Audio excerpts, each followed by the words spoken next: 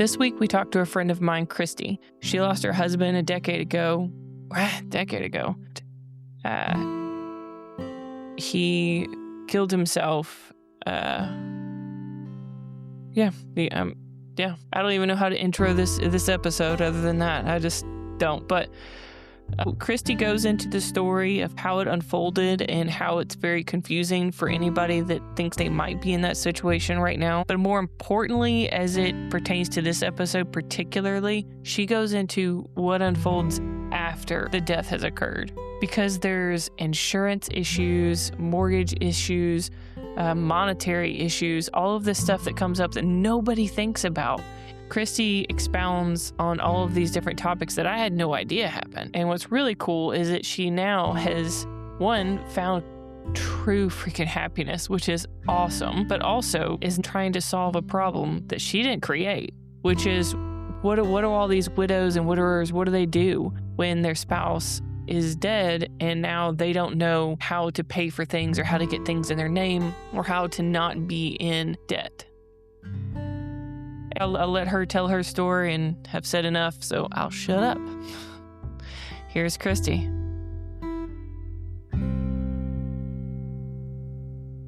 I was a sophomore in high school, and he was a freshman in college. I was in ISS. I still can't believe you're in ISS, though. I want to know what you did. What did you do to get in ISS? Tess. Okay, fine. I won't ask. So his cousin, Chad, was the ISS teacher, and he was like, you need to meet my cousin. I was like, nah, I'm good. Whatever. So I was like, send him up to the school. We'll do whatever. Fast forward a few weeks, Mom comes to the school. I'm in PE, and he walks in this tight navy blue Express shirt. There was a navy blue one and there was a gray one that him and Tony used to fight over wearing because they lived together. So they would fight who had to wear the navy and who wore the gray. I can see this. And they both loved the navy the best. So Jim Mom had the navy that day, of course. And then, he walks in and the first thing was steroids because he was big. He was, and I look back and he really wasn't that big, but he was big, and long hair. Most people wouldn't long hair. It was weird. It was long hair. Has he got curly? Straight, straight, fine, thin hair. So we did the whole thing. He went to Chad, talked to him, ended up leaving. Well, then he got my number. So I go home and I'm working at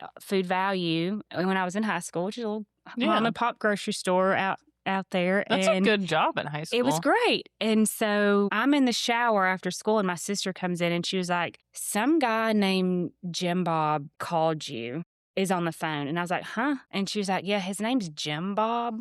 And I was like, tell him I'm calling back or whatever. So anyways, called him back. And that's kind of how we started dating. So from 16 on, all the things. So hats off to him for actually taking that first step. He did. He took the initiative and did all the things. So he was, it was pretty good. But to lead off with the Jim Bob as the name it always used to crack me up. So that's why I call him Jim Bob. Yeah. His dad and mom and dad and sister call him that. His family call him Jim Bob. But like to his friends, he was Bob. And then to the department, he was Rush. So that's kind of how he's got all the names. So did you ever call him Rush? Never.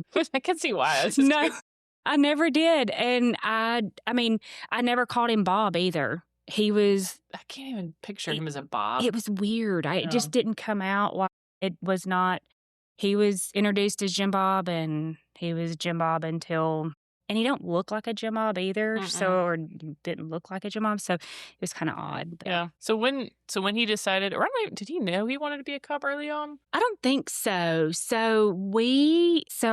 I guess back up. We dated throughout high school. Had the high school issues or whatever, but ended up proposing to me at my senior prom. Classic. So. Sold his 240 SX. It was a red 240 and bought... I'll back up a little bit. I moved out my junior year in high school and lived with him. So I'd moved out of the house and we moved in together. And then, so we were living together and he sold his 240 to buy my engagement ring. His parents were pissed. They were not happy. And come home in this S10 truck that had no power steering. And I was like, what are we doing? What are we doing here? You know, like we had this good car. It was a Nissan. I was like, they're reliable, you know, all the things. So come prom, he had the ring in his pocket. And I think that prom night, like we had went to dinner and I kept bumping up against the jacket and he was getting mad, like not mad, but, you know, like nervous that I was bumping the ring or maybe I'd see it or whatever. I remember looking at him and being like, what is your problem? Chill out. We're good, you know, like, but you could just, looking back, I can tell there was something he was, you know, I guess anticipating. So we do the senior walkout, get the pictures, do all the things, and he gets on the microphone and I hear over the loudspeakers, I have an announcement to make, and I turn around and he's at the freaking podium and I'm like, what are we doing? What are we doing? And he goes into the spiel and then he was like, I want to make it a lifetime, and comes down and we get engaged. So get engaged. The plan was to get married at the beach. I ended up pregnant with Olivia. I had no health insurance, no whatever. How old were you? 19. Yeah, it's young. So I was young. I mean, like right out of high school, and no health insurance, no nothing. And he was an electrician at the time. So, you know, he was like doing the things and we were paying out of pocket for extra insurance. Well, then he did a ride along with Chad because Chad was a police officer, ended up going to the police department. And that's where he was bit by the, I want to be a police officer bug. So that's how it all panned out. Well, how old was he then? Okay, so he's 4 years older than me. So yeah, I mean, he was like 23. Olivia was 6 months old when he graduated the police department or the police academy. She was a baby. It was crazy going through all that. I mean, and what's funny is, I don't know if his police buddies will remember, but we ended up getting rid of the S10 and we had another car and it was like a Ford Tempo or it was some kind of car like that, but he called it Pimp Juice because it was terrible. So we ended up getting a airbrush tag on the front of it that said Pimp Juice, and he drove it during the academy because we had no money. It was, an old grandma owned it, and he was like, I need a reliable car to get back and forth. My transmission had went out and all. I mean, it was just like, you know, little kid, like we were surviving. Yeah. That's all we were doing. And he drove Pimp Juice. And I love how you use it like a noun. Yeah, he did. He drove Pimp Juice. So that was kind of the thing. And he graduated and went North Huntsville. Yeah. Second shift with a bunch of crazies. Bunch of great ones and a bunch of bad ones. Yes. So was there a point in his career where you saw it change him a little bit? Not necessarily drastically, but where it just kind of changed him? Yes. It was a while in because I think initially there's a passion that you all have and it's like this burning desire to want to do better, right? Like I'm going to be the one that's going to make a difference. I'm going to make a change. And it's kind of exciting to see that in these young police officers because I saw it in him so much that I want to be the one that makes a difference. I want to be good. I want to change people's lives and all the things. And you can't see the things that y'all see on a daily basis and it not affect you. It is almost inevitable. You can't. So we were a good ways in. I do remember him coming in one night specifically talking about going on a call, and I don't know all the details to it because obviously we didn't talk about it, but he had welts on his back, on his arms. So obviously the vest covered his torso, but on his arms or whatever. And this little boy had called the cops on either his mother or his grandmother. I don't know what it was. I didn't get all the details. And the grandmother was getting mad at the little boy. And Jamal had told me the mom and grandma was like, look what you did. You got the cops here. You got all the things. And they started trying to whip him with a hose pipe and was hitting Jim Bob in the process of it. And that was like one of the times where I'm like, this is real deal. This, I mean, because I would be shielded. I mean, obviously there were times you come in, you see it on their face of like, tonight was not a good night or whatever. But I feel like that was kind of I guess because I could visibly see that he was injured. And I say injured, but you know what I mean. Yeah. Like there were effects to him So that was probably like the first time where I was like, this is nuts. You know what I mean? So how did it change you then? Everybody talks about the cops, but I haven't actually talked to a police person's like spouse or anything. Like you've got to, I guess, read stuff and then decide, oh crap, today was bad, or we're not talking about it. Yeah. How did it change you? I think you just kind of, like you said, you learn to read them of like coming in and can I talk to you about it? Can I not? And maybe I'm going to give them a minute to go in and get in the shower, or, Mom was really good at kind of turning it on and turning it off too, for the most part. I mean, obviously there were some days, but like for me, it was, I think I become more scared of there's actually people out here that does not like my husband just because he wears this badge and he's trying to protect our community, right? And so it kind of almost makes me like, it made me mad in a way and almost protective of him in a way of like, you know what? So for instance, like the Facebook post, people they want to bash the police officers all the time, bash this. And don't get me wrong, there's good and bad ones. But I think the majority want to do the right thing. Or at least I hope they do, or I believe that they did, right? And so it was almost a protective thing. But it was also scary to think, like, how is this affecting him in the long run? Did you talk to a lot of other police wives, or? I mean, we did. We hung out. We had a little group that we hung out with, but it was never like, how's your husband doing? Or, it was never any of that. It was just, we had a group, and I think we kind of felt protected with them because everybody was a police officer and everybody, so we would have the football parties and hang out and all the things. And it was fun. We had a blast, but I don't think it was ever, I think you just felt safe there, right? It was just kind of like, I can let loose a little bit without there being any judgment of, oh, you're a police officer, or, oh, you shouldn't be doing this, or whatever it may be. Or somebody having a cop question. Yes. Yeah. Yes. That's true. I never even thought about it being the reason why everybody kind of hung out. She's like, oh, good, we won't get any of those questions. Yes. You'll understand. Yes. Or you can actually, if you do want to talk about stuff, you have someone that can relate to it as well. Yeah. You know what I mean? And like, they get it, So then with the minor changes, was there anything that you saw that was kind of pivotal then? Like a big change where you're like, okay, our life is going to be different after this incident? Not really, no. I mean, I didn't ever. Maybe that was me being naive to the situation. I mean, even when he, got into narcotics, I never felt like this is like a game. I was proud. I was like the proud wife of like, hell yeah, let's go. You've worked hard, you've done all the things, and you deserve it. And I mean, I was just super proud of him, so I don't think there was ever anything where I just worried ever. I just was so confident in who he was as a person. And I mean, he was kind of like the rock of our family, I guess, right? I mean, there was never no, I didn't. I mean, it's kind of crazy, but I mean, even though I knew it was affecting him, I knew going to this job every day was affecting him. I never felt like there was a certain moment.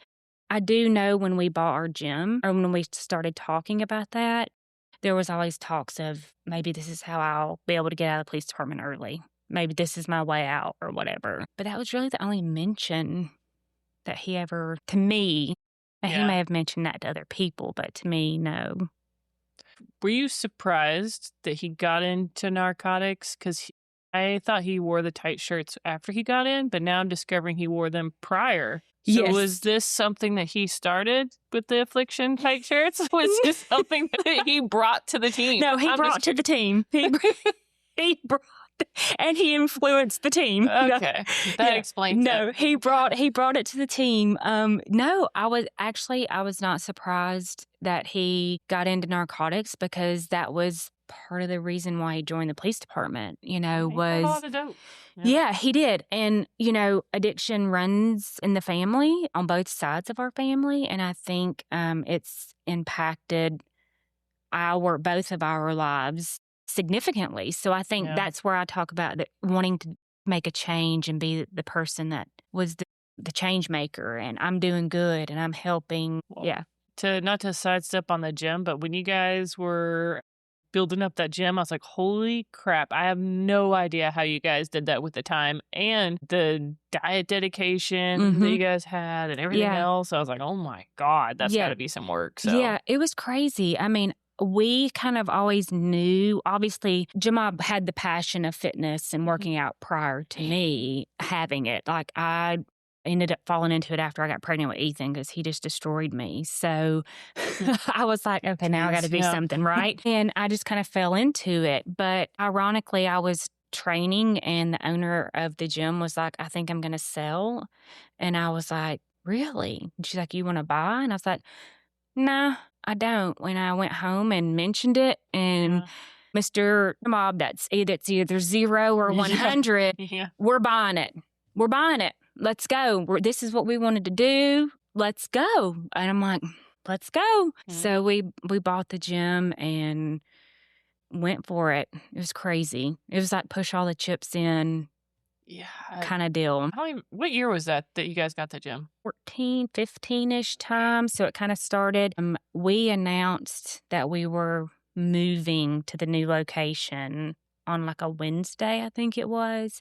And he died that weekend. So he really didn't even, like, we had already met with the architect, team and kind of had the layout and all the things. And we were literally biting the bullet and did it on that Wednesday and was like, we're doing it. It was full out. Everything was good to go. And then he passed away on that weekend. That always disturbs me, even though how much I've seen, stuff in the job and stuff like that. But it's always weird to me when you see somebody that plans so much in the future, and then all of a sudden it's just a decision was made, and you're like, but you made these plans. And it happened even with this recent one. Yes. So it's like I don't think we'll ever understand that, but it perplexes me every time. Same. I think that I think that's why I can't process it to this day.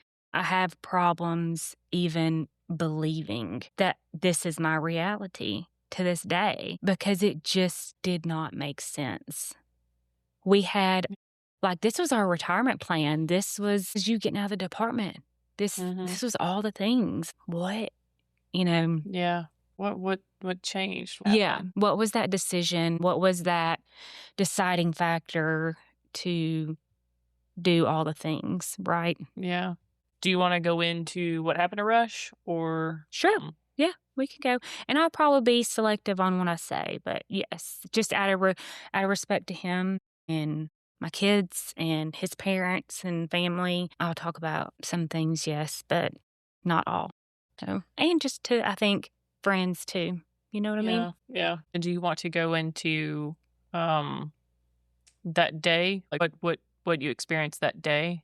So I'll kind of back up even from that day, I guess. I knew something was off with Jim Bob for a little bit. I didn't know what it was. I didn't know if something had happened, like at the police department. There was an incident that was going on or that had happened. I literally didn't know. I just didn't know. I didn't know. I would approach and be like, are you depressed? Do you need to go to the doctor? Like, what is wrong with you? Like, there's something wrong with you, right? And obviously it was denial. There's nothing wrong with me. There was erratic behavior. And I say erratic, but behavior that did not make sense for him. And looking back, there were probably things that were probably signs, I guess, maybe, of I should have picked up on, but I didn't. I just was like, I was perplexed of like. What would you have done if you did pick up on a sign? I don't know. That's a great question. I don't know what I would have done. And there towards the end, it had gotten to a point where it was just extreme frustration, right? Of like, if I can't fix what I don't know to fix. I don't know what, you're not giving me anything other than this craziness, right? So, that went on for a while. And I'm a super private person. I'm not going to talk negative about my husband to anyone, really. If you ever catch me doing it, it's because I 100% trust you. So I'm not like when he was acting off, I'm just not going to go out and talk to anybody, Joe Blow, and be like, Jamal was acting stupid. I don't know what's wrong with him. or whatever. You know what I mean? And even my family didn't know. Like, that's how private I am. Like, they did not know. And I think part of it was because I didn't know. Yeah. I couldn't make sense of it either. So me trying to call and tell them and be like, hey, something's going on. They're gonna be like, huh? Yeah. Yeah, like, what are you talking about? So it just didn't make sense. So fast forward to the day. The night before was not good. I don't want to really go into detail on that, but it was not good. Really, the day into the night was not good. I get up and take my kids to school on Monday morning and get a call that there is a car in our neighborhood by the pond, and there is a black car, and Jim Mom drove a black car. And so I called my Aunt Lisa and was like, I need you to go with me to see if this is his car, because we didn't know where he was at. And it was his car. Crazy enough, that's weird. I took off, like, it was just me and her there. And we pulled up, and where his car was at was like no vehicles could get back there. It was, he had went around and down someone's driveway and parked down by the pond. So you couldn't, like, that was not where vehicles could go. So I took off running. My aunt and I split this house, and we split. And for some reason, I didn't go down there. I ran back, and I was like, it's his car. It's his car. We need to confirm, and call the police. So I never went down there for some crazy reason. I don't know if it was just I was scared of what I was going to see. I don't really know. And then after that, it was just complete mayhem. Complete mayhem. Do you think that you knew that that was his car before you went down there to verify? Yes. So the night before, I was with my aunt and uncle, and it was around midnight or so. He had quit answering his phone on all the things. And I guess it was around midnight, I guess. I walked down the stairs, and I looked at my uncle, and I told him, I was like, something bad happened. I felt like I was having a heart attack. Would he have usually been home? Yeah. Oh, yeah. He never spent the night. I mean, if he was not at home, he was at work. You know what I mean? Lot, yeah. Like, he was either at work or he was at the house. And I had went to my aunt and uncle's house because I just wanted my kids and I to be there. Like, when I say I didn't feel safe, I just wanted to be around my people, right? Yeah. Because I didn't know what was going on. It was it was crazy. It was crazy. But I knew when he wasn't answering his phone, I didn't think that he had killed himself, but I knew something bad. Like, I literally felt like I was having a heart attack. And I just walked downstairs, and I told my uncle, I was like, this is not good. Something bad happened. And I don't know what it is, but I feel it in my soul. Like, I knew right then my life was changing, but I couldn't. That's all I could say was, this is not good. And so I get up the next day, take the kids to school, and we find his car. So I think it was a matter of when I knew that was his car. I also didn't know what he was doing. Like, I didn't know what was going on. Like, when I got down there, was he awake? Was he dead? Was he scared? Was he, what was the issue? But, I didn't go down there. I come back, we called, and then obviously police and ambulance showed up and all the things. So, and what's crazy during that process, like, it took a minute for people to show up. Do you think it really took a minute, or do you think it was that time delay stuff? I don't know. That's a great question. To me, it felt like it took a minute. Yeah. And I look back, and like, county showed up first before Stack, which I thought was odd. But I don't know. Maybe it was, I don't know. Maybe, I don't know why. I know they were all there eventually. I remember sitting in the back of somebody's car. I don't know who it was. But they were all down there. And I think initially they, were waiting because they didn't know the situation either, right? Yeah. They knew it was not in character. It was out of character for him to be acting this way. They knew something was not right. So it was a matter of, we need to get our people together to protect them. Yeah. Rightfully so, right? I mean, you don't know what the situation could have held. So eventually I kind of knew, like, it was kind of getting, it's a blur, but then it's not a blur. Like, there's things that I remember and I don't remember. Yeah. I remember sitting in the back of the car door was open, And, there's like the crack in between, like where the car's open or whatever. And I was just sitting there watching, just trying to make sense of it. And I saw it come up and he shook his head no. Like he just shook his head.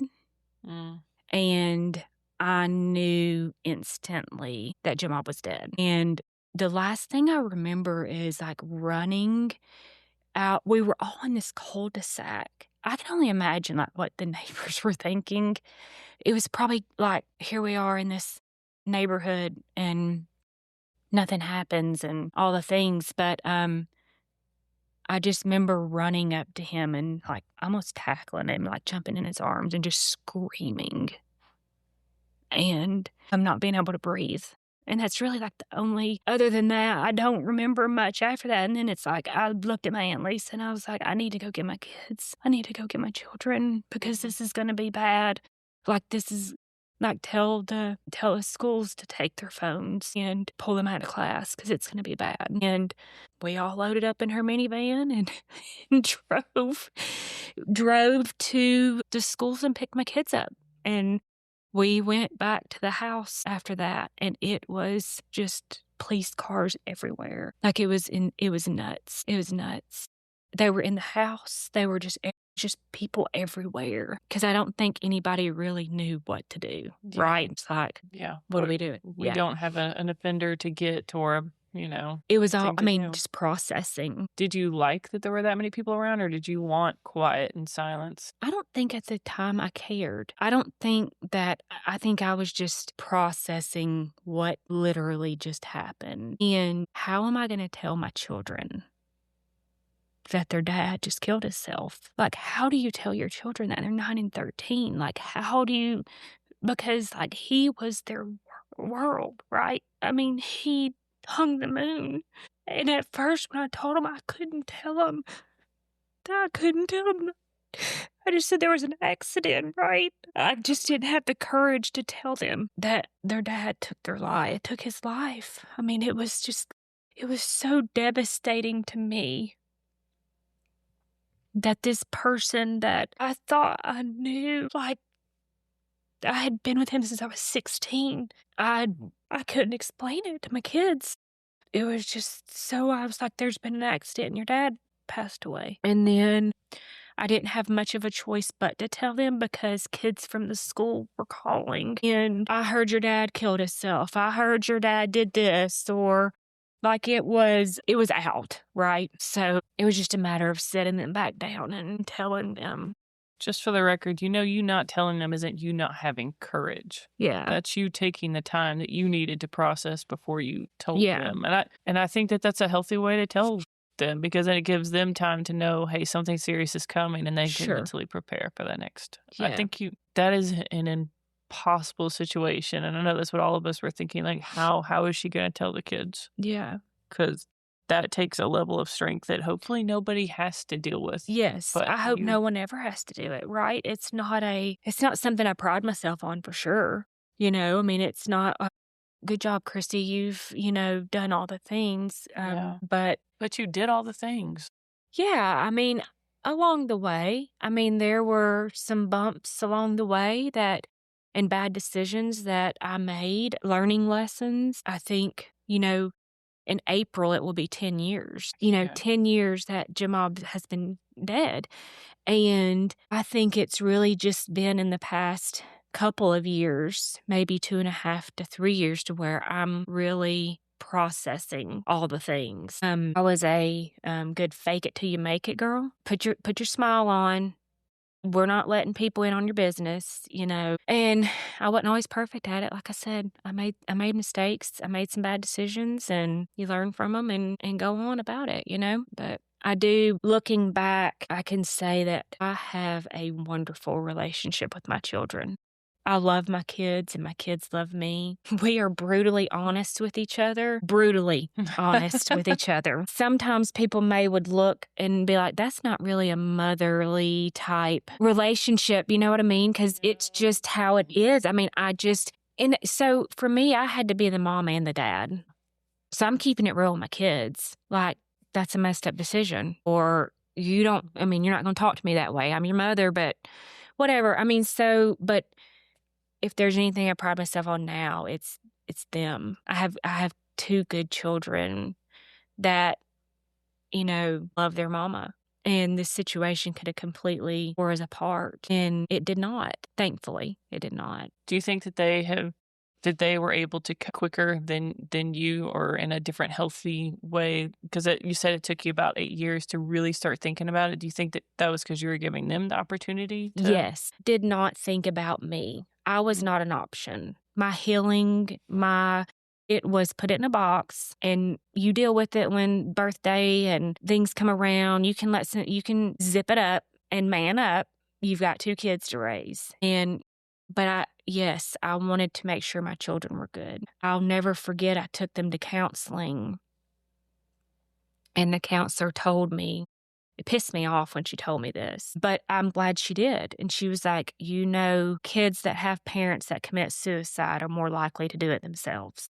And it pissed me off. And I was like, you know what? And I did. I told her, I said, you're out of line. And she really wasn't. In her defense, she wasn't. She was just keeping it real with me. And for the audience, just so you know, pissed off Christy is scary as hell. Yeah, we got the mugshot to show it. LOL, them people, let's go.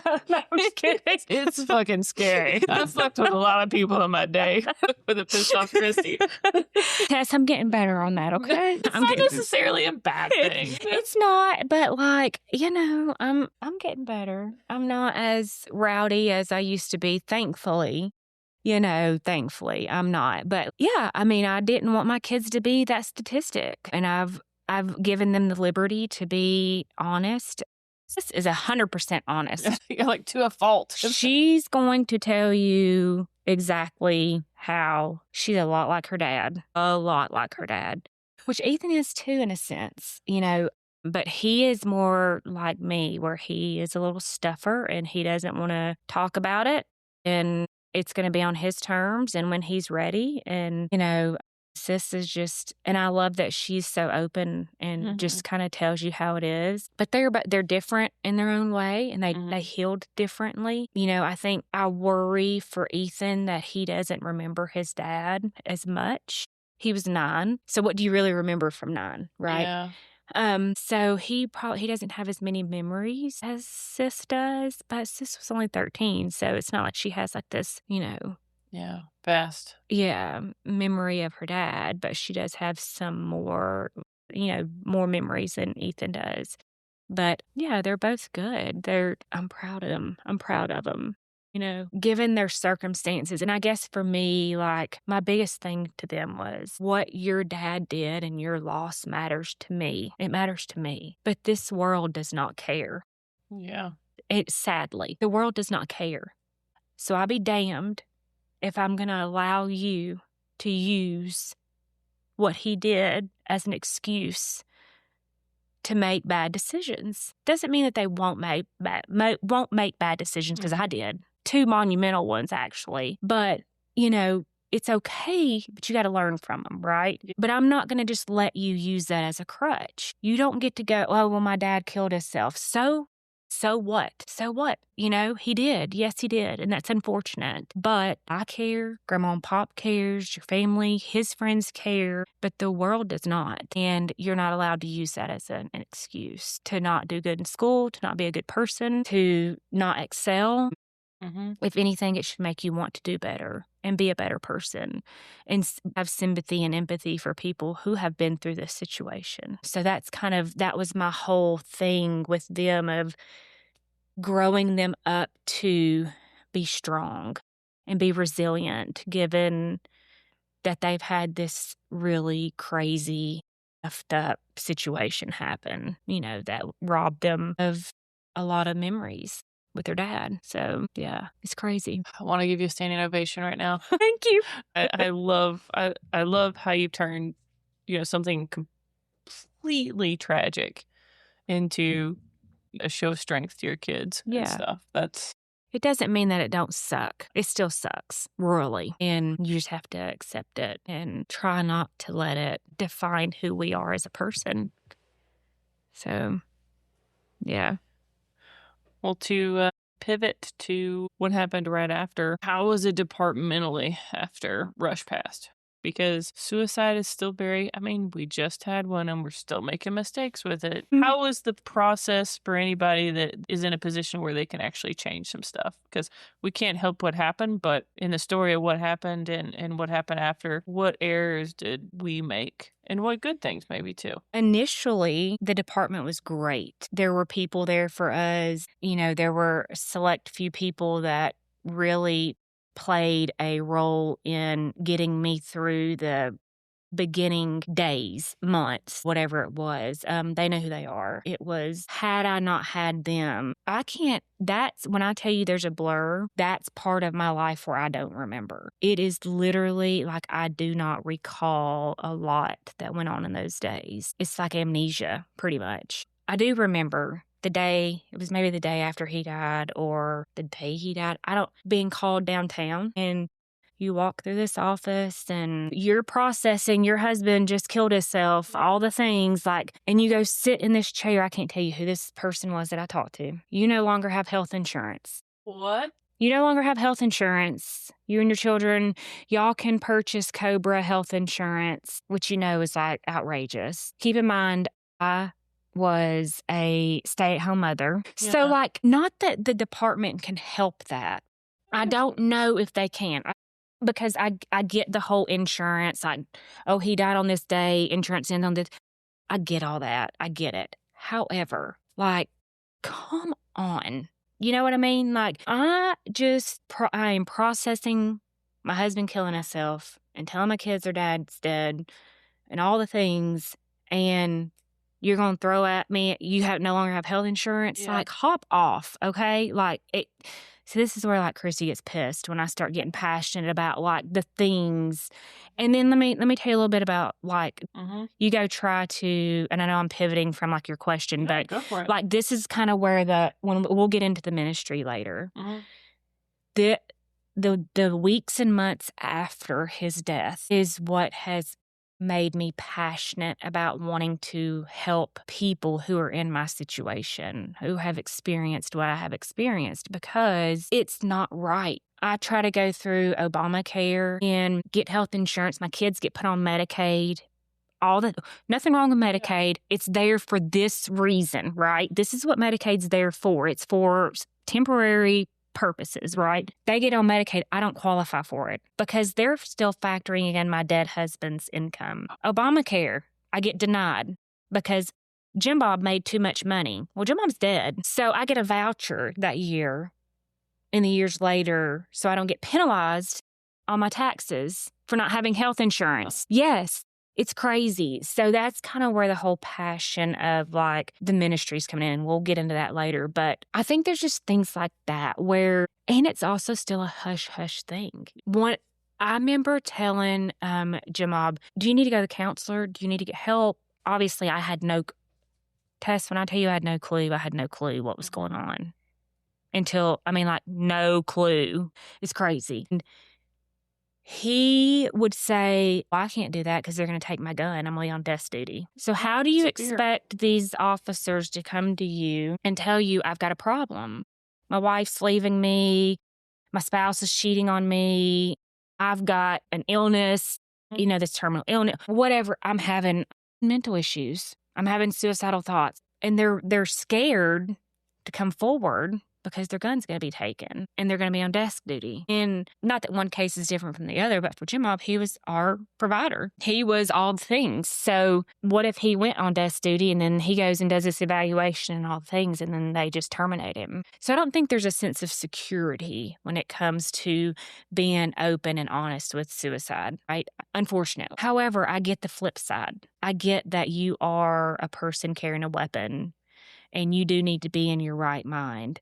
And all that. I get that. I totally understand it. However, they should not be penalized or made to feel less than or not even offered help because I'm struggling. So that's kind of where there's this gap in mental health that it's okay. It's okay to say you have problems. Mm-hmm. And that may be temporary. It may just be a little stint where you're just having an issue, or it may not be, right?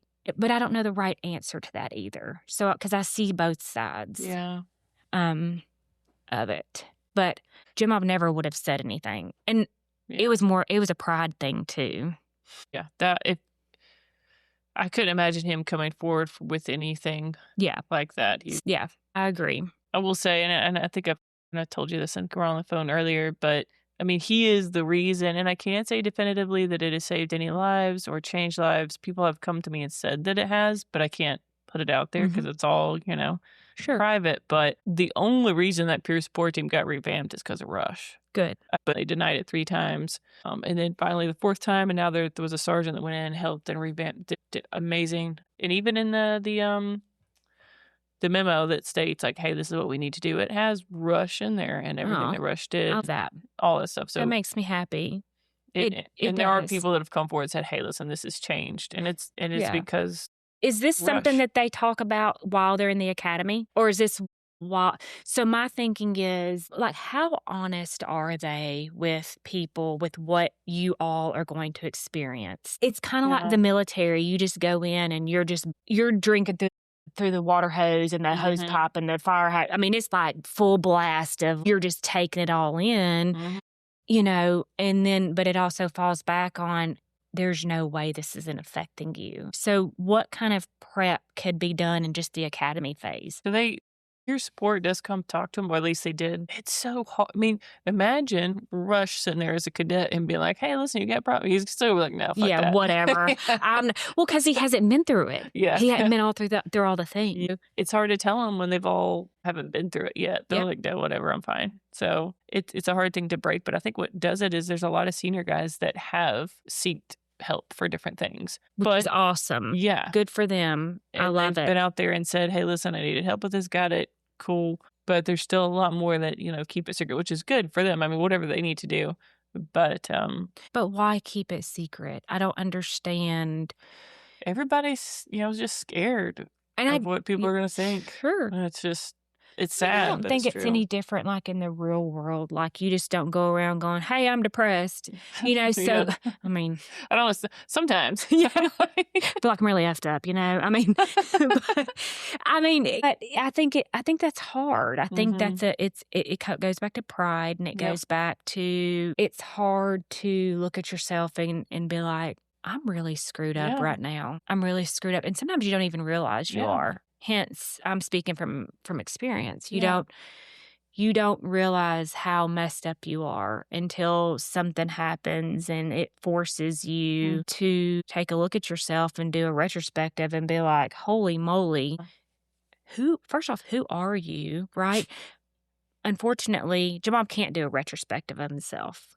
So there needs to be something to catch that. And you're not always going to. No. You're not. I mean, because I feel like for Jimob's case, it is so out of character. It is so out of character. To this day, I still have a hard time processing my reality to this day. 10 years later, nearly.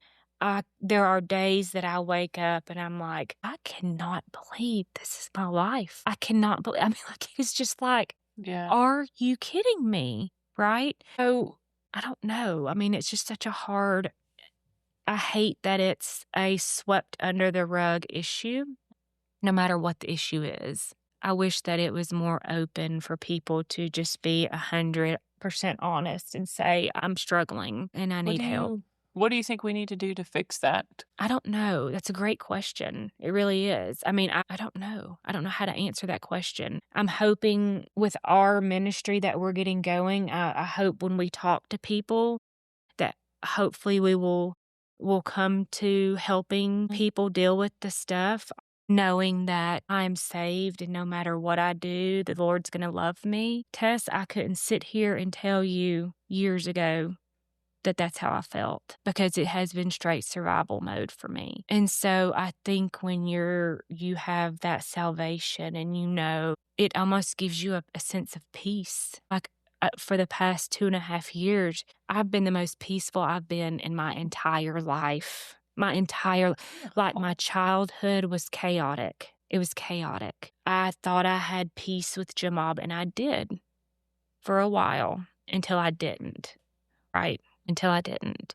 And then I'm I remarried and shouldn't have, and made a bad decision and got arrested. And that is the blessing I never knew I needed.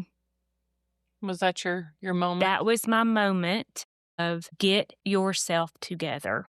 You either get it together or, your kids are grown. You're about to be on your own. You have done good by them. They're good. Get yourself together.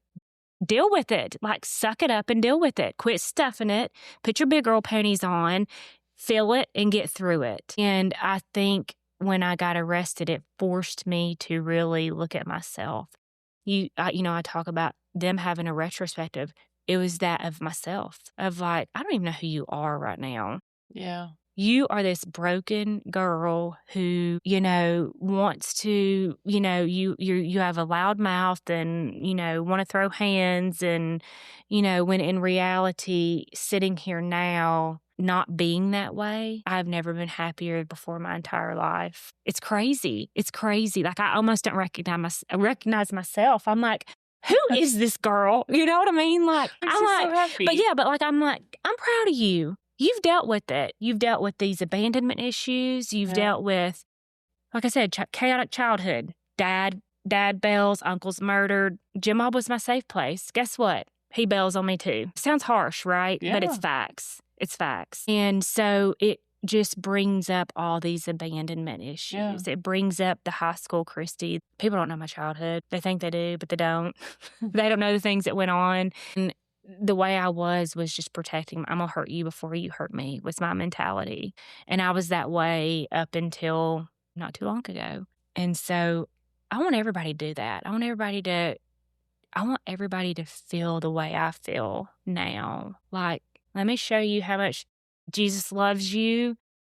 Do all the things. Forgive yourself for all your mess ups because it's okay. You're good. We're good. Who cares what people think? Yeah, I was that way. I'm not now. You want to judge me by the way I was then? Go ahead. You want to judge Jim Bob by the way he was? Go ahead, but that's not who he was. So you know what? You do what feels right for you and all the things. So do you think you would have got to that point had you not been arrested? You think you would have made that choice at some point, or you think you needed that? I think I needed it. I do. I was pissed when all that happened, but I own it. You know what I mean? It just is what it is. No, I think I needed it. I think it was God's way of saying you better figure it out because it's going to only get worse. It's only going to get worse if you don't. I was not in a great marriage either. So I was dealing with that as well. It was just things that I just needed to deal with personally. And I wasn't an easy person to love. I own that. I wasn't. But there's also things that I'm not going to put up with either. And I'll just kind of leave it at that. But yeah, I think it was a blessing. I do all the things. I get divorced. And does that suck? Absolutely. It sucked. It's not fun. But it's what needed to happen. And then I meet Ken and it's like, my gosh. Oh my gosh. But if I had not got arrested, he would not probably even give me a time or day.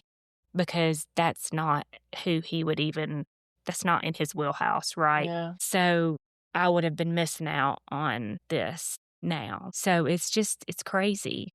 You know what I mean? But I feel like I needed to go through all these things. I needed to lose my husband. I needed to go through a bad marriage. I needed to struggle and survive and figure out how to raise my kids and do all the things to be who I am today. And be the person I am today. So it's been a long road. And I hope your mom's up there going, I'm super proud of this chick. She's done good. You know what I mean? These kids are genuinely happy for the first time in her life. Like genuinely happy. Like he still like your mom's, I will always struggle with his issue. I don't know if I'll ever have 100% peace with it, but I'm pretty happy. So I can't say that everything I would have been, right? Yeah. So yeah, it's crazy. That makes me so happy. Yeah, thanks. I'm glad you're happy for me. It feels good to be happy. Good. It does. You deserve to be happy. Yeah, thank you. And do you have a nonprofit that you're starting up, right? What's the details of that and what is it? So we do have a nonprofit. It is called Restore Hope 61. with that, it's faith-based. And so initially, I knew when I was in my situation with your mom, I've always had this yearning to help women like me, mainly women. However, the nonprofit, the ministry is going in all directions, but it's always sat with me of just wanting to help someone like this tragic situation has happened to you. Here are some resources. This is what you can do. This is where you can go. So much, like just something as simple as like setting up Social Security. Yeah. Test that wasn't even like a thought in my mind of like, oh, you need to go set up Social Security. Huh? What? I just didn't even think about it. I didn't know about it, didn't think about it. Yeah. I mean, life insurance. Your mom and I did not have life insurance. Like, if your husband is in a high-risk job, it is in your best interest to have some life insurance. Thankfully, we were smart with our finances. You know, we didn't have car payments. The only debt we had was our home. So I was able to live off of the Social Security and some of the money that I got. Like, a lot of women don't have that. Insurance, Medicaid. So the goal of the ministry is to be like a catalog or a one-stop shop. This is your situation.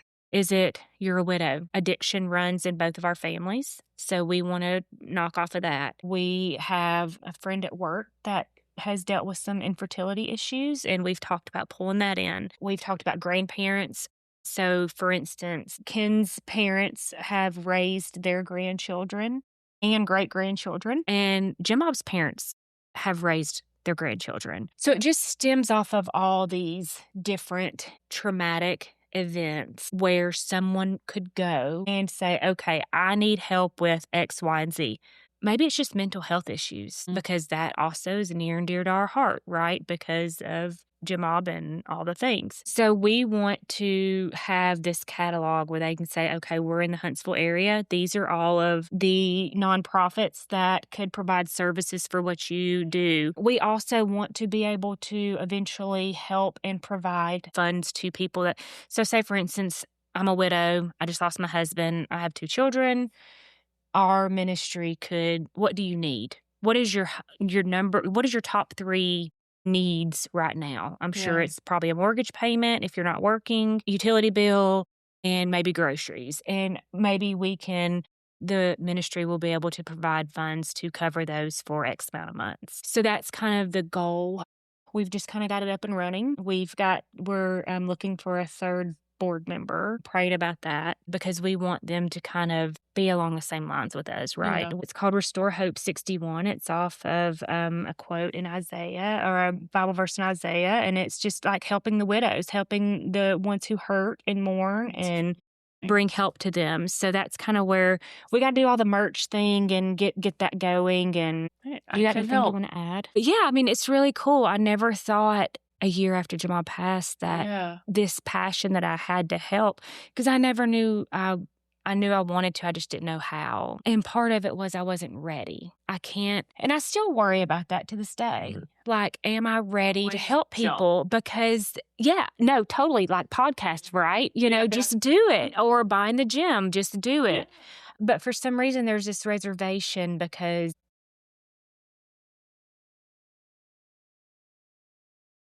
I'm just now processing. I'm just now really 2.5 years into processing my husband's death.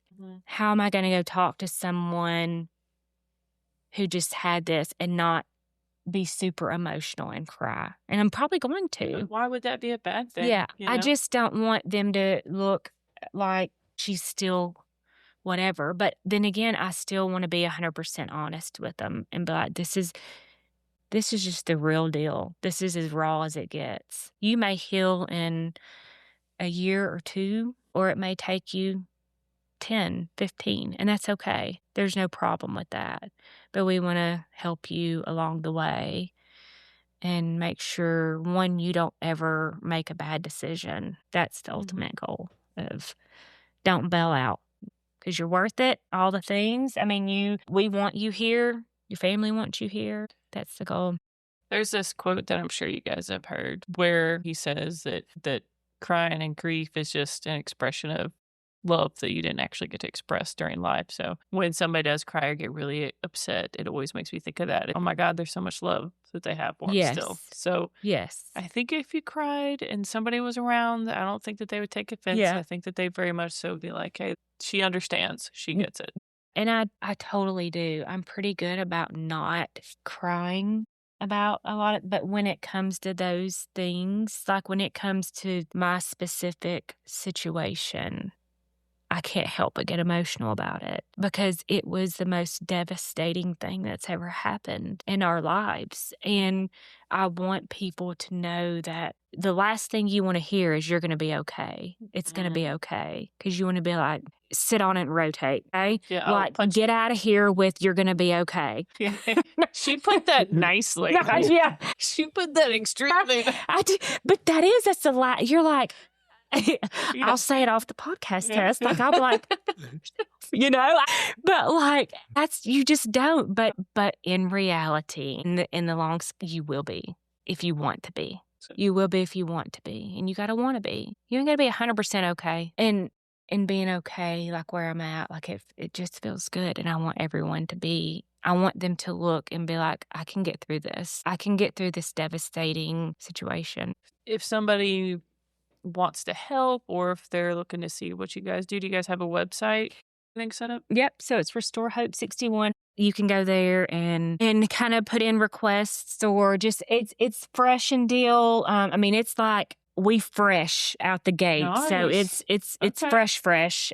So we're still working out the kinks. By the time this gets out there, I'm sure it'll be all the way good. And I'll put the link in the show notes here too, so people have it. So that would be great. And is there a way to donate to help out there as well? I don't think we have that set up yet.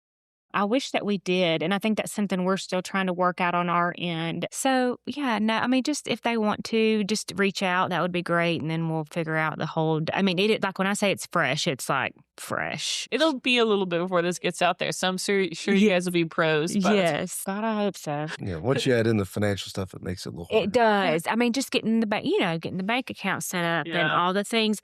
And being a nonprofit, it kind of throws in, we don't want people, we want to make sure we're doing things right? Yeah, we don't want, I don't need the IRS at my butt. As long as them knocking on the door. Yeah, exactly.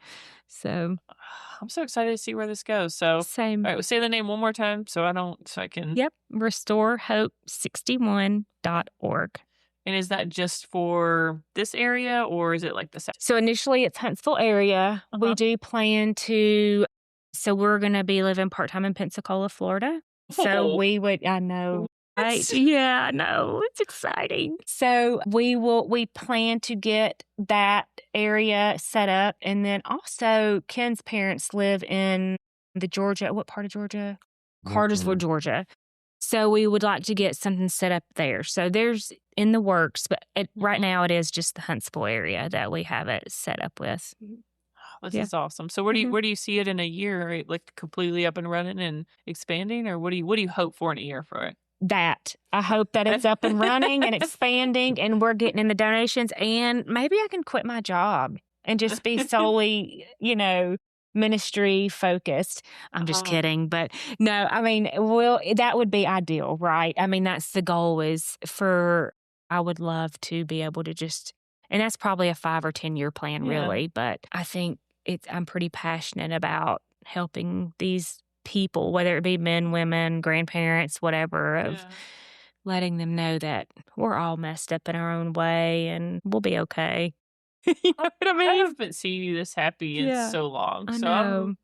It's almost unrecognizable, Tess. Like, I look in the mirror some days and I'm like, who is this girl? I almost don't recognize her because I've never just been at peace ever in my life. I've always been on the defense. So, and not to anybody's disgrace. It's my own. It's just who I was as a person. So, my gosh, it feels good to really be happy.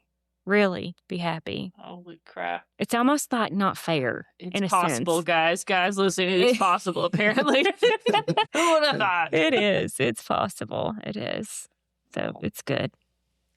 Thank you. Is there anything that I didn't ask that you would like to expound on? Another example of ways we could help people understand the process of when you lose a spouse is I did not bring any income. I was a stay-at-home mother. Yeah. And Jim Bob was the sole provider for the family. So when he went and got the loan for our house, it was just in his name. So the mortgage was just in his name. However, I was on the deed, but I was not on the mortgage. So when he passed away, I provided our mortgage company with his death certificate and all the things, and they cut me off and gave me an address to snail mail my mortgage payment in and would not allow me to refinance or any kind of thing. So I had to snail mail my mortgage payment in. After providing a death certificate, all the things, they refused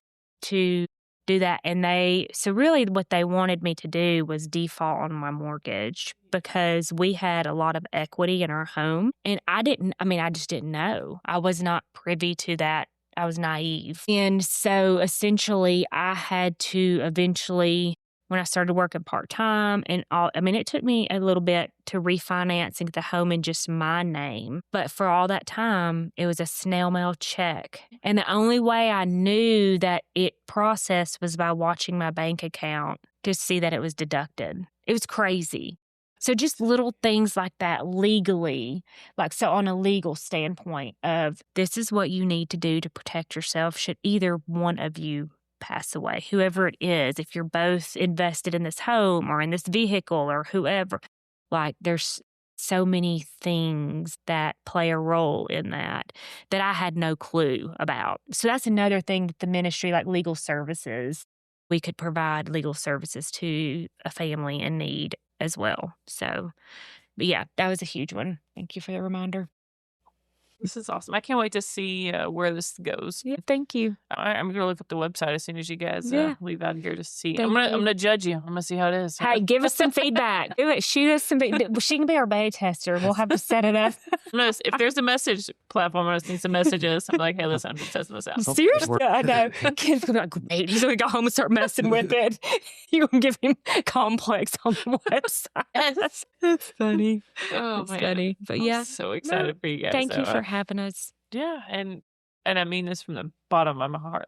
Thank you for going through that transformation and in being happy, because I think so many people, especially that's a long time to have to be in the freaking grit of it. Sure. So it doesn't mean there weren't happy times, right? But my soul, right?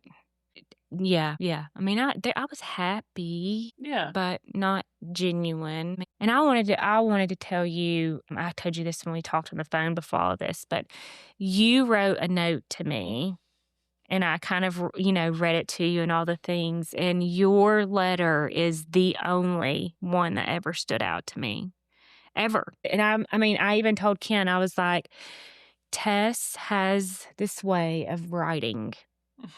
And she wrote about him, and it made me laugh. It made me cry. If anybody knows Jamob, he had terrible protein farts. Jesus, yeah. And he would lock. No, he did. He would lock, roll the windows up, right, Tess? Yes.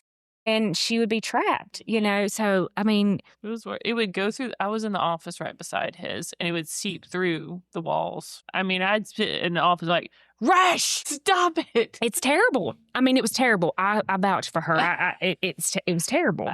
So, to speak on that, but then the flip side, talk about his character of who he was as a person. It's something that I have kept, and I have all his things, all his awards. I've carried these massive totes with me from house to house because I want one day for my children to have this stuff and to look back. But ultimately I have your note in a little sleeve in his notebook with all his awards because you spoke about their dad, about who he really was. And it just brings tears to my eyes, about him. Tess, do you think I'm sexy? I was put off. I'm like, wait, what? Are you hitting on me right now?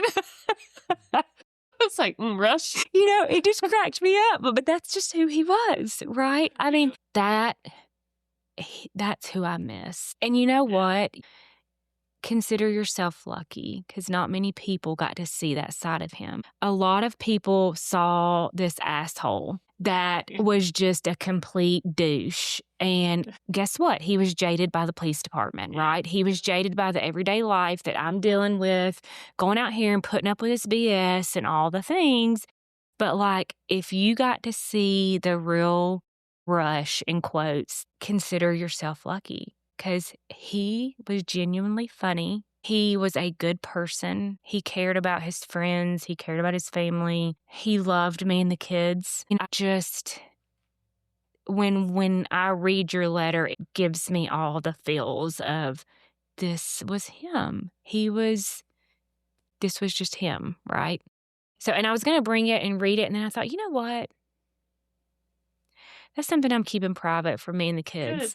Like, I don't want, the whole world. I just want them to know that it was genuine, but like, that's something that I'm going to keep private for me and my children to read and reminisce on and all the things. But thank you. I mean, your letter is like the one that I hold near and dear to my heart. I'm glad.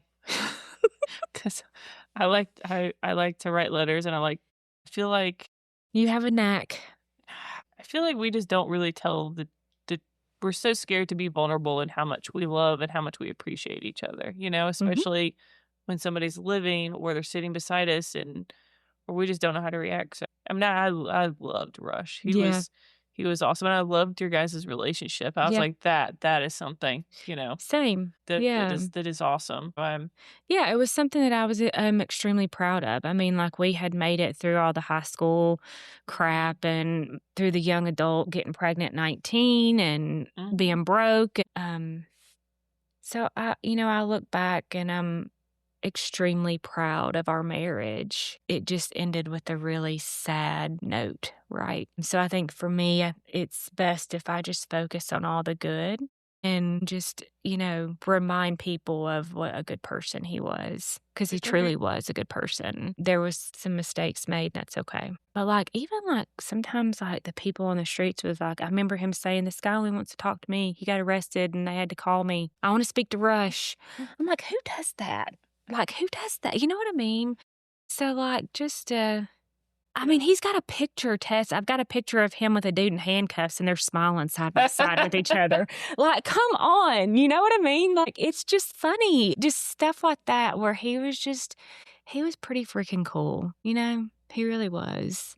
Yeah. And I don't know, I might cut this out. You tell me, but I think one of the time I ever saw Rush at his most vulnerable was, and you probably remember this, but when him and Blake were fighting somebody and he accidentally hit Blake instead of the offender and that happens. We beat each other up way more, more often than the offender half the time, especially if you fight with a certain guy that tends to elbow. Yes.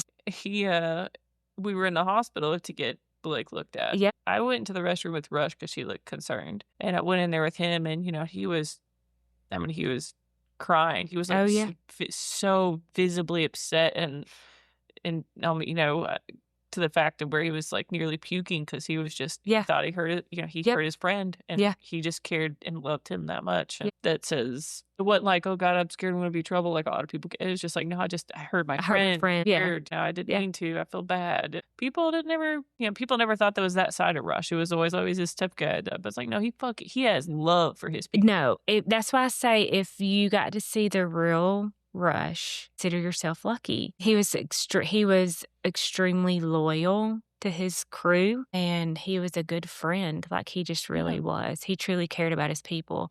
And if you weren't in the circle, sorry. Kick rocks. Yeah. But his little group, was legit. It really was legit. So I thank you for all the things, Tess. You've been great. Oh, I've just been present for the excellence. That's right. That is it. But I'm excited for where you guys are going to go with this. Thank you. Thanks for coming on here. And I'll put the links and anything else you guys want me to in the notes for this. We got work to do, baby. Oh, yeah, you do. You got about a month to get your shit together. I'm working this weekend. I know, right? So, thank you. Yeah. If you guys could please just hold on for another couple of seconds before you shut this episode off. I know a lot leave as soon as the guests stop speaking, but I do want to reiterate that her ministry is called restorehope61.org. I've put it in the show notes. If you guys could just click on it and see what you think, or see if there's some sort of service or suggestions or anything that you can help her out with. This is something that's really, really needed, especially in this area. Maybe they have these in other parts of the states. I don't know, but I know that it's something that I could have used as a supervisor dealing with some of the officers' families. And not to be that podcaster, but if you guys have a spare second to crack some way with the podcast on one of the platforms, just so we can continually promote it and get people to listen to it so we can keep doing this thing. All right, that's it. You guys have a freaking phenomenal week.